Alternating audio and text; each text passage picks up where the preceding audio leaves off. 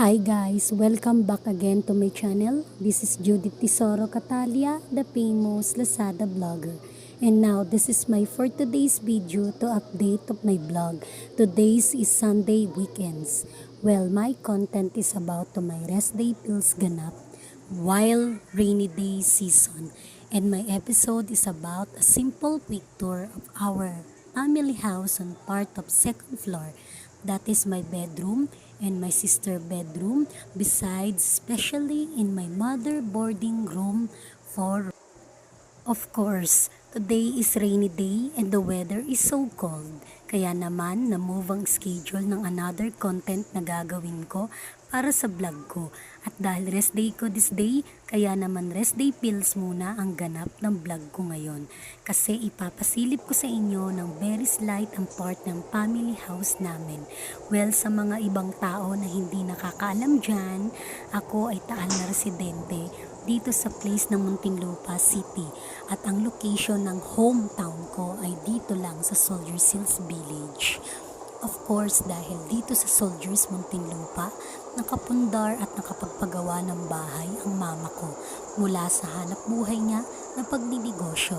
Kaya naman nagkaroon kami ng bahay na simple lang pero up and down at mayroon maraming kwarto sa loob ng bahay namin. Kasi 7 kaming magkakapatid at gusto ng mama ko kung halimbawa man na dumating ang tamang panahon na mawala sila sa mundo ng daddy ko, ay mayroon siyang iiwan na pamana sa amin magkakapatid. At yan ang munti naming bahay. Kaya naman lahat kaming 7 magkakapatid ay may kanya-kanyang sariling kwarto na may lababo at ang CR namin ay sa hallway sa pagitan ng mga kwarto namin. Pero dahil buhay pa sa ngayon ang mama ko at hiwalay sila ng daddy ko, kaya nagdesisyon ng mama ko na pansamantala ay paupahan niya ang kwarto ng mga kapatid ko simula sa first floor ng bahay at hanggang sa second floor ng bahay namin. Kasi nakamukod naman ang mga kapatid ko na may asawa at anak na. But of course, ang bedroom ko ay pinirahan ko na.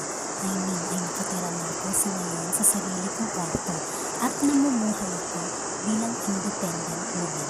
Well, masyado na mahaba ang details ko, kaya naman tara at mag-simple quick tour tayo sa second floor ng bahay namin. Dahil ipapasilip ko ng very slight sa inyo ang kwarto na paupahan ng mama ko sa bahay namin. Kasama ang kwarto ng ate ko at syempre pati ang kwarto ko kahit malakas pa ang ulan. Pero guys, hindi ko kayo papapasukin ha sa loob ng kwarto. Kasi gusto ko papakita ko sa inyo ang loob ng kwarto ko kapag na-decorate ko na siya at someday ay paparenovate ko din siya. Ito ang kwarto ng sister ko. At ito naman ang kwarto ko. Yan. Nakikita niyo, di ba? Diyan ako madalas mag-vlog. At pag rest day ko ay diyan ako nakastanda.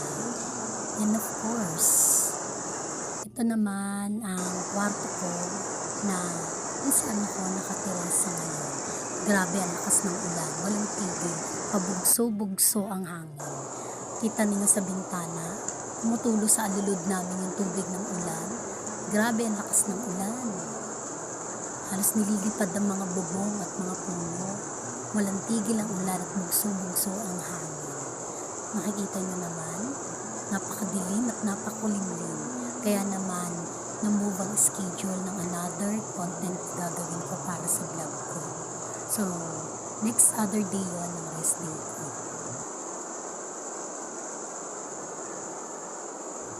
So, ayan naman ang kwarto na paupahan ng mama ko sa second floor ng bahay namin.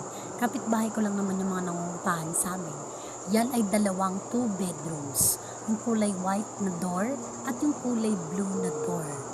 Sarado sila dahil tulog yung mga boarders namin nangungupahan. Wala silang kamalay-malay na nagbablog ako. So guys, thank you for watching. Gustuhan nyo ang vlog ko for today. So see you on my next vlog. Don't forget like and share with comment down below. Please subscribe to my page and my YouTube channel. This is Judith Tesoro Catalia, the famous Lazada vlogger.